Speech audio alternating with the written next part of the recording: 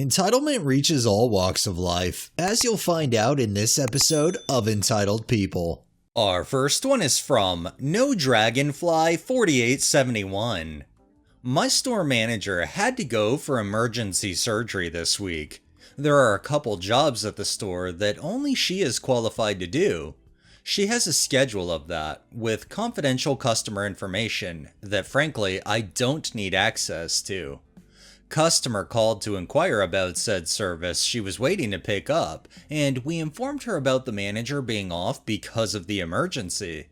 We explained that she's the only trained person to perform the service, but if it is a time-sensitive project, we would be happy to recommend someone to send it to. Customer came into the store yesterday to pick up her unfinished project that the manager didn't get to because of said surgery. She looks at me and then says, "Why didn't she call me to say it wouldn't be done on time?" I was dumbfounded. She had an emergency surgery, was all I could stammer out. So, she could have called me ahead of time and let me know that it wouldn't be done. That's very unprofessional of her, was the response. She had an emergency surgery, was my reply. Seriously? The poor woman was facing a life or death situation, and this Karen was wondering why on death's door she didn't call her to explain herself? What the hell is wrong with people? I totally understand her frustration, don't get me wrong, but I think in extraordinary situations like this, a little understanding goes a long way. I feel like the only thing I can say is I really hope this Karen never has any obligations that are time sensitive and that she requires an emergency surgery, causing complications with that. But this Karen is also a fine example of someone who you can tell thinks about themselves and themselves alone. This next one is by Wiser Owl 99. I, along with some friends and local business owners, run a food assistance program within a very limited area.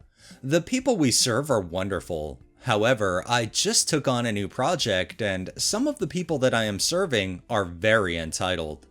There's a man in my area who we'll call Beans and Rice Guy. He serves a larger geographic area than we do. He basically would provide a bag of dried beans and a bag of rice weekly for anyone who asked.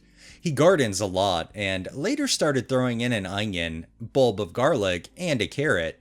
He was doing this also for his hometown, which is several hours away. I found out recently that Beans and Rice Guy is on hospice and stepped in immediately to take over this program myself, separate from the other program I'm involved with. Servicing local people was no problem, but I went to a few places in the Bean Guy's hometown to set up a beans and rice pantry with some changes. I added canned green beans, canned tomatoes, canned corn, applesauce, and vegetable broth to the offering. We had to replace the onion and garlic with powder, and we replaced the carrots with canned carrots. It was important that we set this up right away because this area is only serviced by a mobile food bank every other month. I have had several complaints about replacing fresh ingredients, but the place we are working with cannot store those ingredients. Today I found out that Beans and Rice Guy was providing one of the families with bananas when he would visit, and the woman screamed and yelled at me on the phone about how it is now my responsibility to provide this to her family now. I told her that I'm very sorry that this change happened so suddenly, but we will not be providing this going forward. She was still calling me names, and I offered to mail her a restricted use gift card for Walmart so I could get rid of her, and she told me to Venmo her because she needs bananas today. The sad thing about all these complaints and these people are just proving how entitled they really are. I mean, considering the fact that the person who normally supplies the food to them is literally in hospice care and unable to do that, you stepped in, and I guess they don't see that if it wasn't for you, they'd probably have nothing. This next one is from Random Lawsy. So I have a YouTube channel that's nearly reached 100,000 subscribers, and recently there's been this user who's been stealing content from my channel. So naturally, I reported them for copyright and got their channel terminated, only to come back the next day and proceed to throw insults at me, calling me the R word, and how that my videos belong to them before proceeding to steal content from my channel again. So again, I reported them, and once again they got terminated, and didn't hear anything from them in a few days. Fast forward to earlier today, I get multiple emails from that very same user, threatening to rape me and have my channel terminated if I don't allow them to steal content, as they believe that it rightfully belongs to them. So of course I blocked them from my emails and reported them again for making violent threats and stealing my content yet again. Basically, this just goes to show that this user is not only entitled, but also not right in the head. I think you hit the nail on the head. This person is definitely entitled, but also mentally deranged. I mean, I've seen other channels steal videos from other channels. They blow them up big enough to cut out the watermark, or they slap their own watermark over the current watermark. It's ridiculous. But the fact that this person is going to such extremes and then throwing threats at you, I think they need some mental help. And our final one is by Mysterious Head 9365. I have a new friend from my grad school who has been constantly mentioning how she wants us over for dinner so she can cook for us. So she finally set a date. Her menu of food was pretty lackluster, and most of us contributed to her hosting by bringing nice wine and tequila while leaving her one bottle as a hostess gift. The next day, she sends us all a message asking if we can pitch in $10 each to cover some of the food cost, and to cover the cost of her roommate's tequila, which we didn't even know was opened.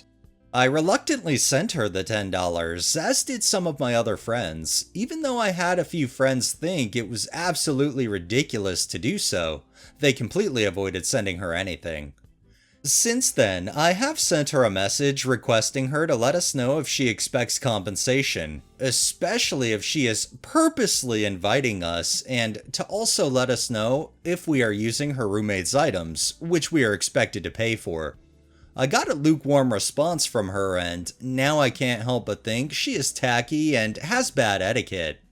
I definitely feel that is tacky, and it's really shitty on top of it. The way I was raised, if somebody invites you in a situation like this, they're inviting you, and it shouldn't have any cost associated with it, unless they say so up front.